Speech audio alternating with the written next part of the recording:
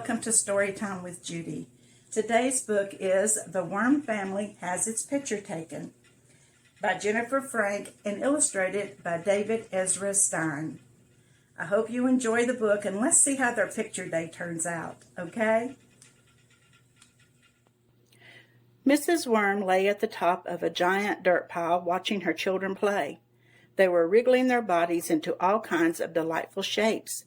She hoped she'd always remember how squirmy, slimy, and cute they were at this age, but she did not have a very good memory because her brain was so tiny. "I know," she declared. "I'll have our picture taken." The very next day, Mrs. Worm called Mr. Muskrat, the photographer, to arrange a time. Then she told her family. "That is so cool," the oldest Emma exclaimed. She loved the idea of being able to see herself hanging on the wall every day.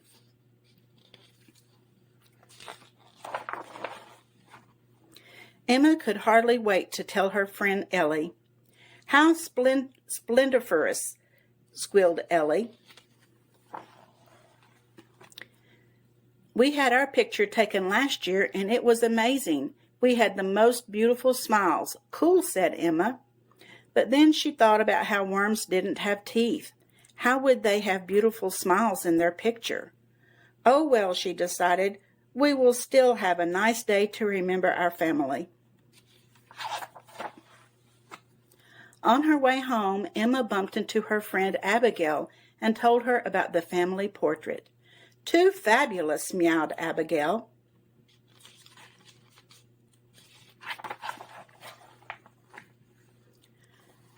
"I just love having my picture taken. My human always takes me to the beauty salon first, so that my big poofy hair will look especially gorgeous."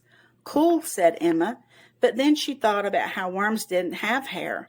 How could they look poofy and gorgeous in their picture? "Oh, well," she decided, "we will still have a nice way to remember our family." As she continued on her way, Emma was feeling a bit less excited. At the forsythia bush, she saw her friend Olivia sitting on a branch. Emma told her about the portrait. "Ooh, wowee!" squeaked Olivia, and flitted high above Emma's head. "My family took one of those just last week, and all our colors made it look like a rainbow." "Cool," said Emma sadly as Olivia fluttered away on the breeze. She was already thinking about how worms are just one color. Her family was beautiful, she knew they were, but there would be no bright colors in their picture.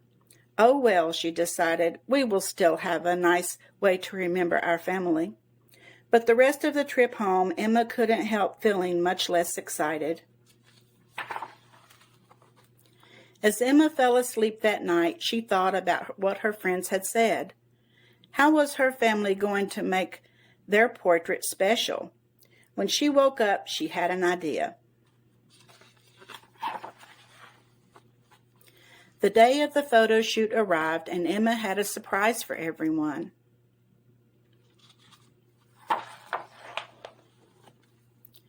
"Pretty," her little sister squealed excitedly. Mr. and Mrs. Worm were less sure their new look was not comfortable.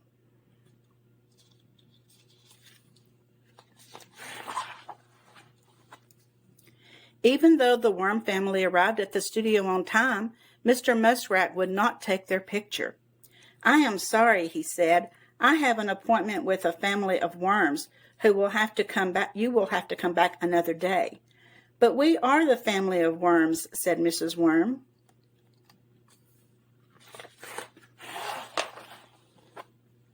The photographer laughed.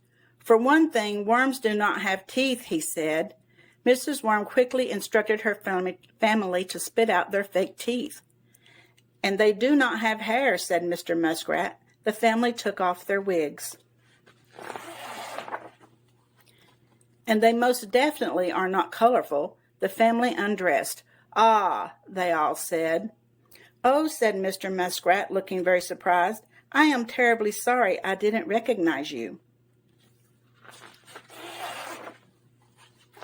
Then together the worm family wriggled and squiggled and squeezed into a delightful pose only a worm family could make. Mr. Muskrat snapped the picture. The first of their many annual portraits was taken. The next morning, Emma sat with her family admiring the portrait, now hanging in their worm hideaway. "It's perfectly perfect," she whispered, and she would have reached out and given them a great big hug if she'd had arms. Well, that's one way to say cheese when you're taking a photo, isn't it? I hope you enjoyed the story. See you again tomorrow.